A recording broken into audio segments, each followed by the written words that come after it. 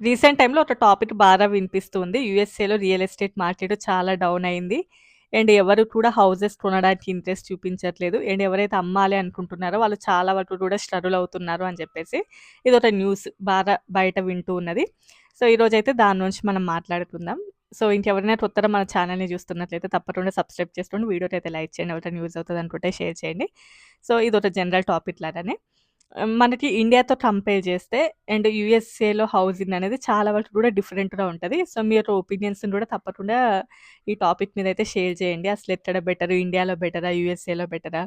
ఎక్కడ ఇన్వెస్ట్ చేస్తే బెటర్ అని అనుకుంటున్నారు మీరు? అండ్ మీ ఒపీనియన్స్ ఏంటి? అండ్ యూఎస్ఏలో హౌసెస్ లోపల డిఫరెన్సెస్ ఏం అబ్జర్వ్ చేశారు మీరు అనేది కూడా కామెంట్ సెక్షన్‌లో తెలియజేయండి. ఈ టాపిక్ వచ్చినట్లయితే ఆల్మోస్ట్ చాలా వరకు కూడా ఇప్పుడు ఇండియన్స్ కానియండి, యూఎస్ఏలో ఇండియన్స్ యొక్క పర్సెంటేజ్ ఒక 2% ఉంటది. సో, ఇండియన్స్ అంటే చాలామంది హౌసెస్ తీసుకోవట్లేదు ఇండియన్స్ కాబట్టే యూఎస్ఏలో హౌసింగ్ మార్కెట్ చాలా వరకు డౌన్ అయిందంటే వి డోంట్ నో. బట్ ఎవరైతే ఎక్కడ ఇండియన్స్ ఉండేటటువంటి ప్లేసెస్ ఉంటాయో సో, ఆ ప్లేసెస్ లోపల ఎస్పెషల్లీ కొన్ని టెక్సాస్ ఇలాంటి స్టేట్స్ ఏవైతే ఉంటాయో అక్కడ ఇండియన్స్ ఎక్కువగా ఉంటారు కాబట్టి మేబీ ఆ స్టేట్స్‌ని ఉద్దేశించి చెప్పుండొచ్చు. అంటే ఆ స్టేట్స్ లోపల చాలామంది ఇండియన్స్ ఉంటారు. హెచ్-1బీ హోల్డర్స్ వాళ్ళు ఉంటారు కాబట్టి మేబీ అక్కడ ఎవరు కూడా హౌసెస్ కొనడానికి ఇంట్రెస్ట్ చూపించట్లేదు అనేసి. అండ్ ఇంకా అంటే హెచ్-1బీలని ఎళ్ళిపోండి అని అంటున్నారు. హెచ్-1బీల మీద ఇన్ని రూల్స్ వచ్చాయి. అందుకోసమే అమెరికాలో హౌసింగ్ మార్కెట్ చాలా వరకు డౌన్ అయిందనేది కూడా న్యూస్ వింటున్నా. ఫస్ట్ థింగ్ అంటే దానికి రీజన్స్ చాలా ఉన్నాయి. యూఎస్ఏలో హౌసింగ్ అనేది అంటే ఇండియాతో కంపేర్ చేస్తే కొంచెం డిఫరెంట్‌గా అనిపిస్తది. అండ్ అంటే ఇండియాలో మనకి ప్రైజెస్ అనేది చాలా వరకు ఈజీగా పెరిగిపోయినట్లుగా అనిపిస్తది. బట్ యూఎస్ఏలో ఏదైనా కూడా అంత ఈజీగా మనం అంత హైగా లాభాలైతే చూడలేము. అంటే ఇప్పుడు ఫర్ ఎగ్జాంపుల్ ఇండియాలో ఒక హై రైజ్ అపార్ట్‌మెంట్ ఒక టాప్ బిల్డర్ దగ్గర తీసుకున్నాం అనుకోండి. మనం ఇప్పుడే స్టార్టింగ్ వాళ్ళు లాంచ్ ప్రైస్ ఒకటి పెడతారు. అది 3 మంత్స్‌కొకసారి అది ప్రైస్ చాలా వరకు కూడా ఇంక్రీజ్ అవుతూ ఉంటది. అంటే ఫర్ ఎగ్జాంపుల్ మనం ఇప్పుడు 7,500కి ఒక ఎస్ఎఫ్‌టి తీస్తున్నాం అనుకోండి. ఒక 3 మంత్స్ తర్వాత దాని మీద 100 పెంచుతాడు. అంటే 7,600కి పర్ ఎస్ఎఫ్‌టి. సో, ఆ హౌస్ అంతా కన్‌స్ట్రక్షన్ అవ్వడానికి 3 ఇయర్స్, 3½ ఇయర్స్ సరే మనకిష్టం అన్న దానికంటే ఇంకో 6 మంత్స్ అటు ఇటు చేస్తారనుకోండి. So, end of the day almost 9,500 వరకు కూడా ఎస్ఎఫ్‌టి అంత చేసి ఫైనల్ అమ్మేస్తూ ఉంటారు వాళ్ళు. సో, అందుకోసమే చాలామంది లాంచింగ్ ప్రైస్ ఆ టైం లోపలనే ఇంట్రెస్ట్ చూపిస్తారు. అలా అని చెప్పి ఎక్కడ పడితే అక్కడ కొంటే చాలా వరకు లాస్ అవుతారు. హ్మ్. మెయిన్ బిల్డర్స్ ఎవరైతే ఉంటారో ట్రస్టెడ్ బిల్డర్స్ కొంతమంది ఉంటారు కదా! సో, అక్కడ తీసుకుంటే బెటరు. అది ఎవరి ఉద్దేశ్యం వాళ్ళది లేండి కానీ, అంటే ఇలా 3 మంత్స్‌కి ఒకసారి పర్ ఎస్ఎఫ్‌టి మీద కొంతవరకు చార్జ్ చేస్తూ ఉంటారు ఇండియాలో. అదే బట్ యూఎస్ఏలో అయితే అంతగనము ప్రైజెస్ అయితే మనము పెరిగినట్లయితే అనిపించదు. ఆల్మోస్ట్ చాలా స్లోగా ఉంటది ప్రైజెస్ పెరగడం అనేది. ఈవెన్ ప్రైజెస్ తగ్గడం అనేది కూడా చాలా వరకు కూడా స్లోగా ఉంటది. నాకెప్పుడూ ఒక డౌటు ఎప్పుడైనా రియల్ ఎస్టేట్ లోపల అంటే ఏదైనా ఒకటి తీసుకుందామా అనుకున్నా కానియండి అది US or India or whatever it is. Prices తగ్గుతాయి. అసలెవరు కొనరు. ఎవ్వరు తీసుకోవడానికి ఇంట్రెస్ట్ చూపించరు. అది విల్లాస్ కానియండి, హై రైజ్ అపార్ట్మెంట్స్ కానియండి, స్టాండ్ ఎలోన్ అపార్ట్మెంట్స్ కానియండి, ఏదైనా ఓకే. అస్సలు మొత్తం కూడా ఖాళీగా ఉండిపోతున్నాయి. ఎవ్వరు తీసుకోవడానికి ఇంట్రెస్ట్ చూపించట్లేరు. అయిపోయింది సగానికి సగం పడిపోయాయి రేట్లు. అది ఇది అని అంటూ ఉంటారు. బట్ ఎవ్వరు చూసినా కూడా ఒక్క రూపాయి కూడా తగ్గించరు. అంటే ఫర్ ఎగ్జాంపుల్ ఒక 9,000 పర్ ఎస్ఎఫ్‌టి అనుకోండి. 8,900 పర్ ఎస్ఎఫ్‌టి ఇయ్యమన్నట్టు కూడా ఇవ్వరు. ఎక్కడ చూసినా కూడా రూ. 1 కూడా ప్రైస్ అయితే ఎక్కడ కూడా ఏ బిల్డర్ కూడా డ్రాప్ చేయరు. బట్ బయట మాత్రం మనకి అలా వినిపిస్తూ ఉంటాయి. అంటే చాలా వరకు అయిపోయింది, రేట్లు పడిపోయినాయని. ఈవెన్ గోల్డ్ విషయంలో అంతే, ఈ హౌసింగ్ విషయంలో అంతే. ఈ రెండిటిని మన దగ్గర మనీ ఉండి మనం ఎఫర్ట్ చేయగలము అంటే ఎప్పుడు చేయగలమో అప్పుడు తీసుకోవడమే బెటరు.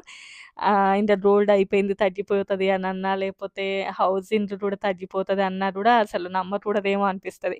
ఏంటంటే ఒక రియల్ ఎక్స్‌పీరియన్స్ జరిగింది కొన్ని సంవత్సరాల బ్యాక్.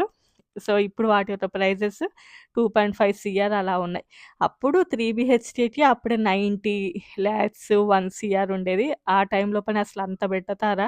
వేస్ట్ అసలు ఎవరైనా కొంటారా అన్నారు. ఇప్పుడు వాటి యొక్క వాల్యూ 2.3 సీఆర్ అలా ఉన్నాయి.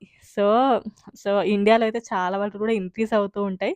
బట్ అది మన ఎఫర్టబిలిటీ ఎవరైతే ఎఫర్ట్ చేయగలరో వాళ్ళు ఎలాంటిది ఎఫర్ట్ చేయగలిగితే అలాంటిది తీసుకోవడం బెటరు. బట్ యూఎస్ఏలో మనం అంతగా డ్రాస్టిక్ చేంజ్ అనేది చూడలేం. అండ్ ఈ మధ్యలో యూఎస్ఏలో తీసుకోకపోవడానికి గల రీజన్స్ ఫస్ట్ వన్ వచ్చేసి ఏంటంటే ఇంట్రెస్ట్ రేట్స్. ఇంట్రెస్ట్ రేట్ అనేది ఇప్పుడు చాలా వరకు కూడా విపరీతంగా పెరిగింది. అంటే కోవిడ్ టైం లోపల ఆ టైంతో కంపేర్ చేస్తే ఇప్పుడు చాలా వరకు ఆల్మోస్ట్ 6.7, 7 వరకు కూడా ఇంట్రెస్ట్ రేట్లున్నాయి.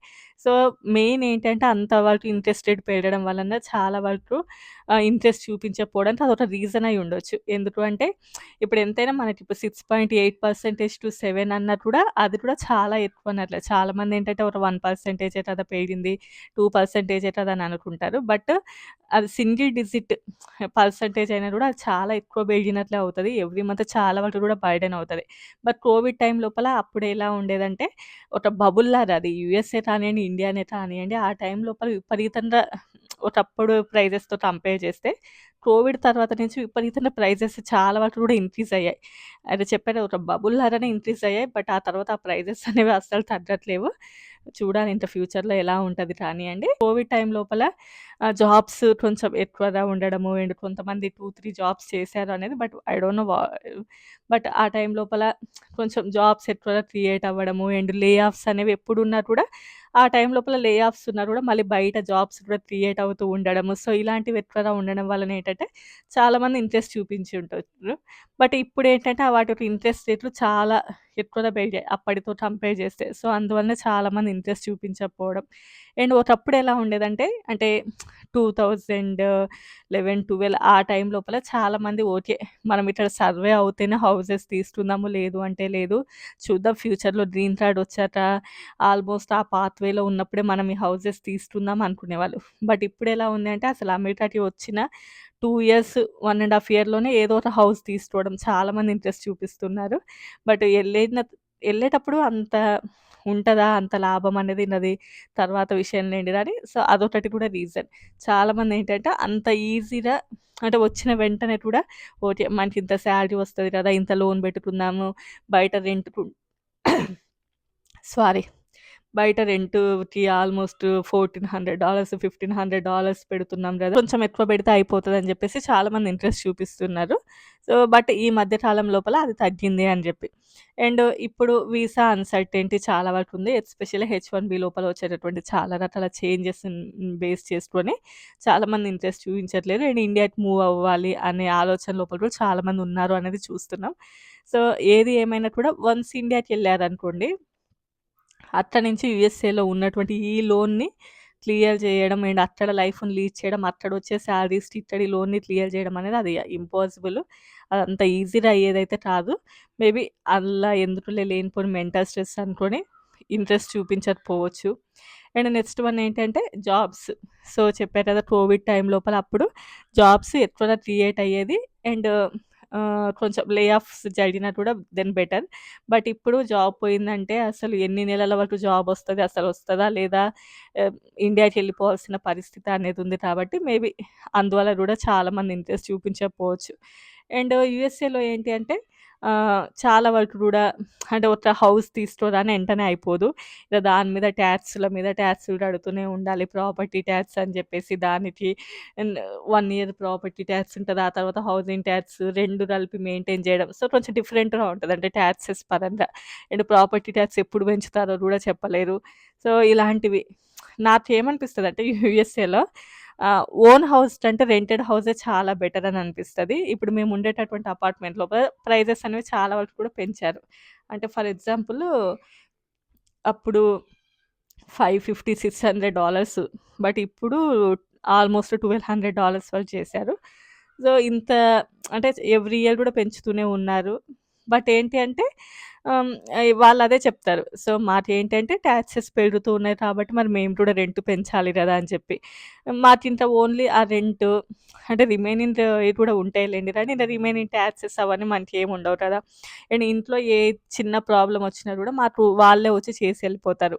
లైటింగ్ ప్రాబ్లమ్ వచ్చినా కానియండి, ప్లంబర్ రానియండి, ఇక ఏది ఏదైనా కూడా ఇక వాళ్ళే వచ్చి చేసి వెళ్ళిపోతారు. అదే ఓన్ హౌస్ అనుకోండి, అది పెద్ద తలనొప్పి. అసలు ప్లంబర్ రావాలి అని అన్నా కానియండి, లేకపోతే ఏదైనా ఒక చిన్న ఇష్యూ వచ్చిందనుకోండి, ఇక్కడ ఒక వస్తువుని కొనడం కంటే, ఆ వస్తువుని రిపేర్ చేసే వ్యక్తికి ఎక్కువ కాస్ట్ ఉంటది. అంటే ఫర్ ఎగ్జాంపుల్ ఒక వుడ్ తేవడానికి ఒక $50 అయిందనుకోండి, దాన్ని వచ్చి అతను ఫిక్స్ చేయడానికి $300 అవుతది. సో, అంత డిఫరెన్స్ ఉంటది. ఒక మనిషి చేసే పనికి చాలా వాల్యూ ఇక్కడ.